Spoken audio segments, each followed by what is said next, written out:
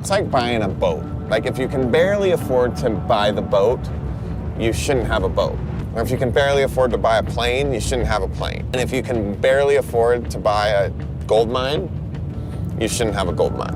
The latest headline about Parker Schnabel from Gold Rush did not come from a record-breaking gold haul or a new monster machine rolling onto the claim. It came from a phone call. One by one, the men who helped turn his dream into a mining empire picked up the phone and said the same quiet thing. The season was over, and there would be no return. Some called from long roads far from the Klondike, some from quiet houses where work boots were already gathering dust. And the message hit harder than any broken machine. A mentor gone, a right-hand man gone, a rock of the crew gone, a mechanical genius gone. Nobody saw that headline coming. And before this story reveals how a teenage mining prodigy surrounded by legends ended up staring at empty seats where his closest allies once stood, make sure you smash the like button and subscribe, because this breakdown of the Parker crew saga exposes a side of Gold Rush that never makes it into the official recap. At first, it looked like just a few people moving on, a mechanic who could not handle the pace, an operator who did not fit the team, a foreman who vanished between seasons. But over the years, a clear pattern emerged. The mentor, Gene,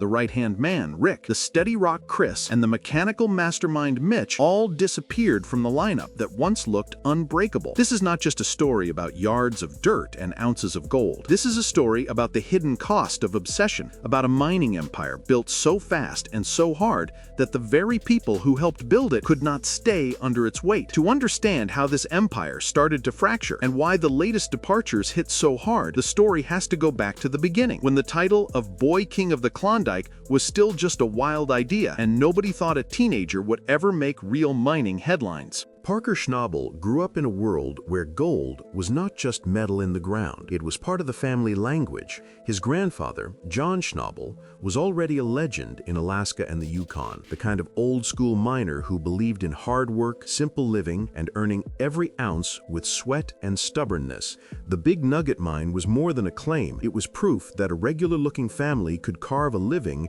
out of some of the harshest ground on Earth. When Parker stepped in as a teenager and took control, many older miners rolled their eyes in private. A teenager as a mine boss sounded like a television stunt, not a real business decision. Cameras followed every move. Mistakes were broadcast to millions. The odds did not look good, but something unexpected happened. The teenager did not fold. Season by season, the numbers started to climb. Equipment grew bigger. Cut sizes increased. Gold totals rose from a few hundred ounces to thousands. By the time most people that age were finishing college or working entry-level jobs, Parker was signing off on multi-million-dollar seasons and pushing his crew toward goals that felt impossible at the start of each year. The shine on those numbers, however, hides a brutal reality. A modern Klondike mine bleeds money every minute. Massive dozers burn fuel around the clock. Haul trucks hammer down rough roads with heavy loads. Excavators chew into frozen ground that fights back like rock. Every engine, every pump, every belt demands parts, labor, and constant attention.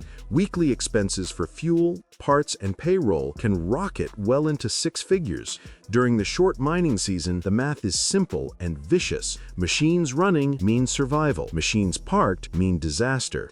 Under that kind of pressure, patience dies fast. A small delay does not feel small when each idle hour quietly deletes thousands of dollars from the season's profit. That pressure shaped Parker into the kind of boss viewers see on screen. Intense, focused, often harsh, always pushing. The goal was not just to win, but to win big. That same push that turned him into a record-breaking miner also turned the entire operation into a meat grinder, where only certain kinds of people could last. And that is where the first invisible cracks started forming. Long before the famous names walked away, the mine itself started to show how unforgiving this environment really was. New hires often arrived full of confidence, expecting hard work, but not truly understanding what hard meant in the Klondike. Days started before the sun rose and ended long after it disappeared, with cold, mud, and stress stress as constant companions. Some could not handle it for more than a day or two. Mechanics who were comfortable in regular shops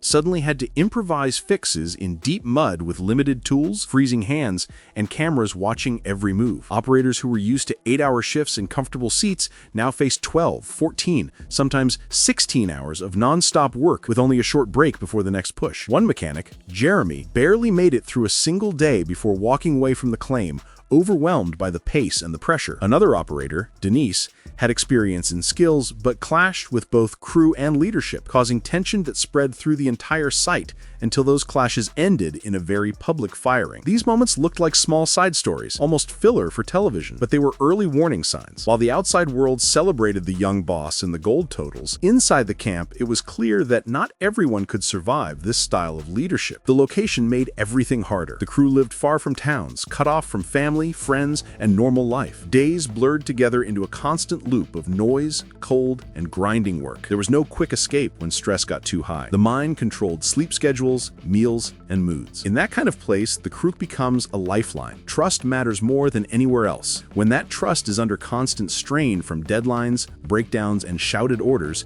even strong bonds start to fray. Some early crew members quietly decided not to return for new seasons. Others moved to different operations where the pace felt less extreme. On paper, the mine was stronger than ever. On the ground, the foundation was starting to crack. Those hairline fractures became much easier to see once one particular veteran walked out of the picture and never came back to stand beside Parker again. Before Rick Ness rose into the role that most fans now remember, another name held massive weight in Parker's camp, Gene Cheeseman. Gene did not arrive as a trainee or a background worker. He came in as a seasoned foreman with a reputation earned over years of real mining.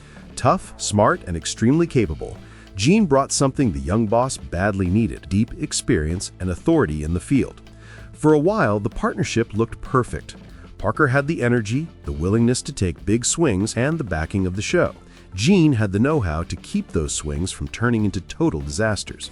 Production goals were met, records were broken, and some of the strongest early seasons came with Gene heavily involved in moving dirt and leading the crew. Underneath the success, however, a clear difference in style existed. Gene believed in careful preparation. Good ground needed to be stripped and prepped properly. Machines needed maintenance before they broke. Crews needed time to understand the cut and the plan. This slower, safer method had kept Gene alive and successful for decades. Parker, on the other hand, was staring straight at that weekly burn rate in the short Yukon summer. In that mindset, every hour spent preparing instead of producing felt like money thrown away. When ground looked promising, the instinct was to hit it fast. That gap between caution and urgency grew into tension. Small disagreements over schedules and priorities gradually turned into bigger clashes. A calendar change here, a last-minute push there.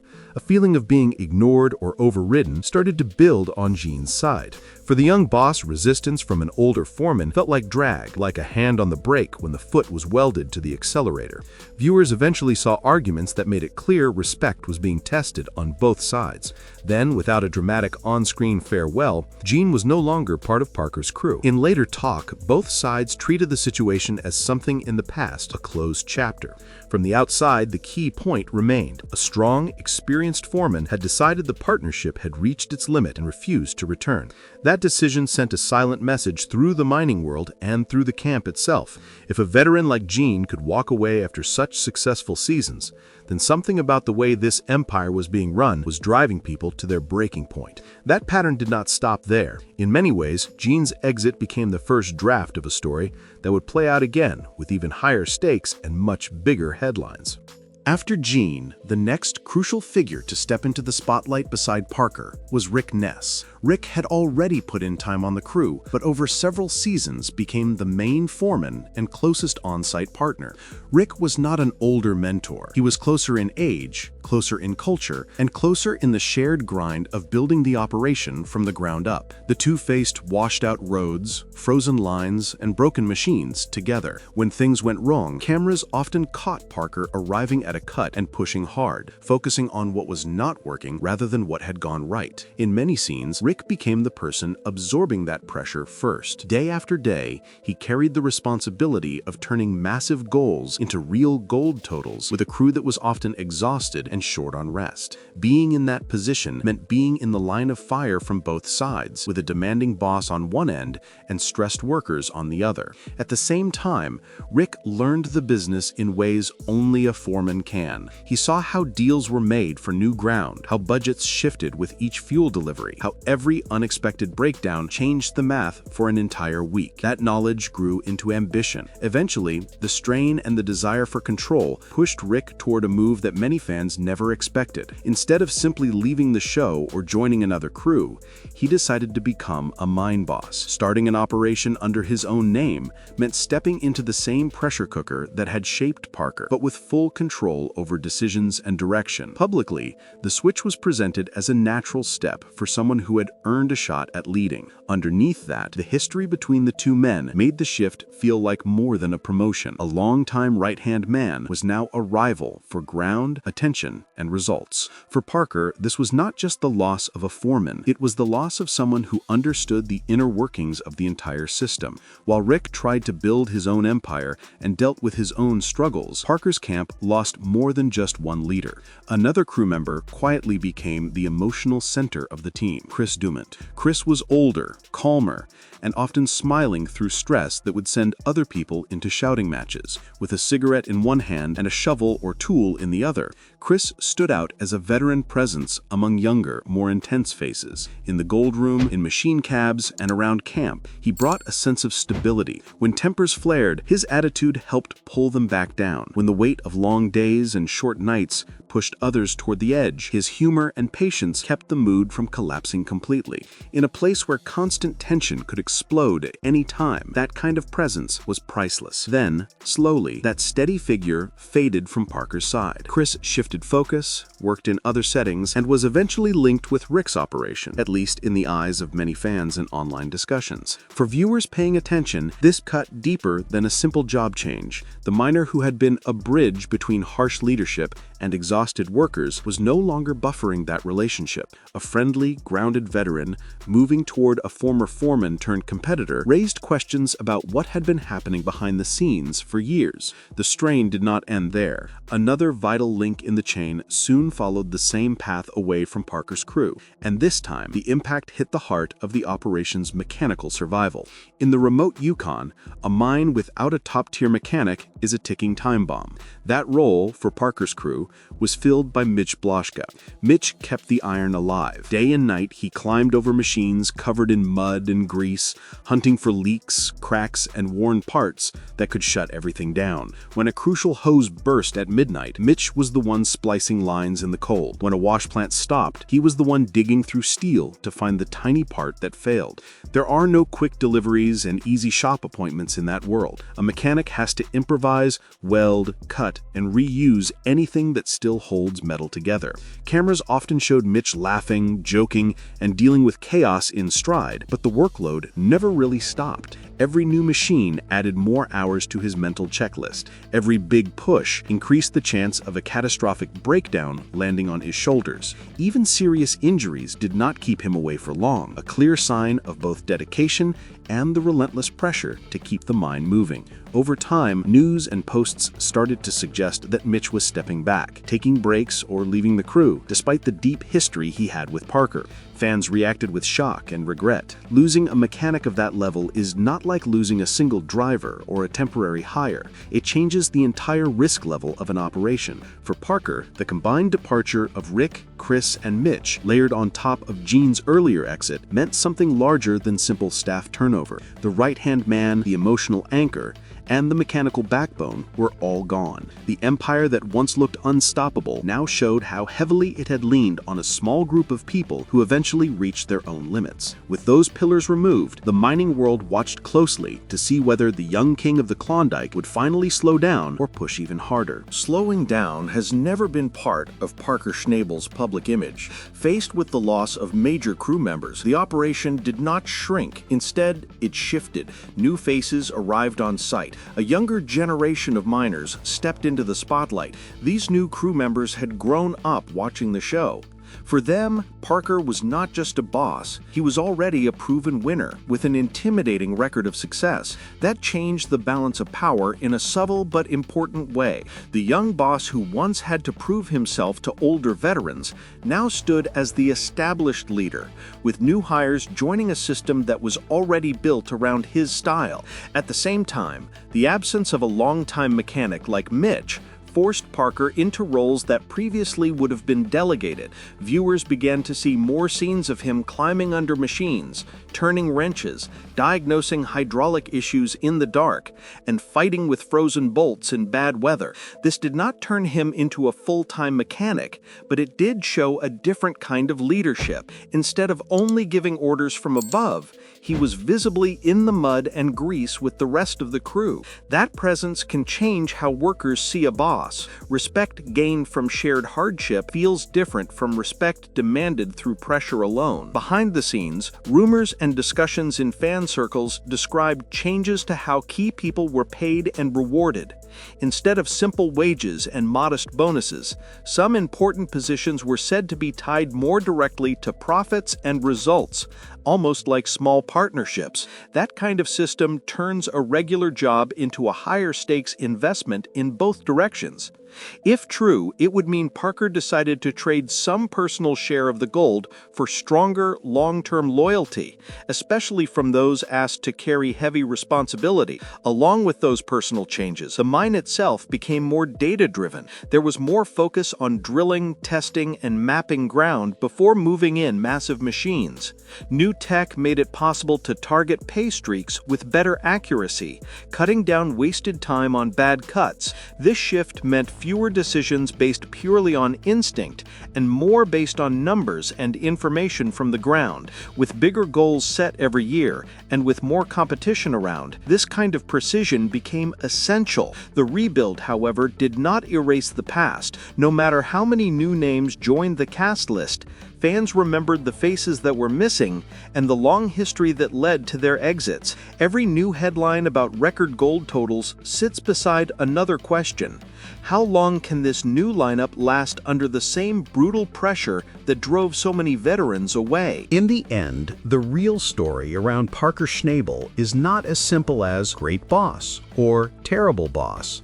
It is a complex mix of ambition, pressure, success, and human limits. On one side, there is a clear record of achievement, massive gold totals, huge cuts, bold moves into new ground, and a mining career that exploded at an age when most people are just figuring out adulthood. The show often frames these achievements as proof that hard work and belief in a dream can overcome almost anything.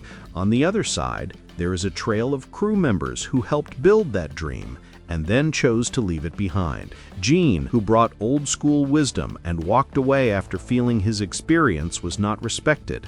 Rick, who transformed from loyal lieutenant into direct competitor because carrying someone else's dream stopped being enough. Chris, whose calming presence shifted away from the chaos of Parker's camp toward another path. Mitch, whose years of keeping a mountain of machinery alive eventually led to burnout strong enough to pull him out of the center of the storm. Each of these men left for their own reasons. Some departures were driven by clashes in leadership style. Some were fueled by exhaustion, family needs, or the desire to control their own destiny. Some were pushed along by the simple truth that a life lived in constant crisis mode is not sustainable forever. Together, those stories draw a picture of what it really takes to hold a mining empire together. Machines can be replaced with new models. Ground can be traded, sold, or leased. But trust, loyalty, and healthy working relationships are much harder to rebuild once they have been worn down. In recent years, Parker's operation has shown signs of learning from those hard lessons. More hands-on leadership, more investment in new people, more use of technology, and, at times, more openness about mistakes and regrets. Whether those shifts are enough to break the old pattern remains an open question in the minds of many fans. When the headline says, "Parker Schnabel just made news nobody saw coming," sometimes it is not about a massive nugget or a record season.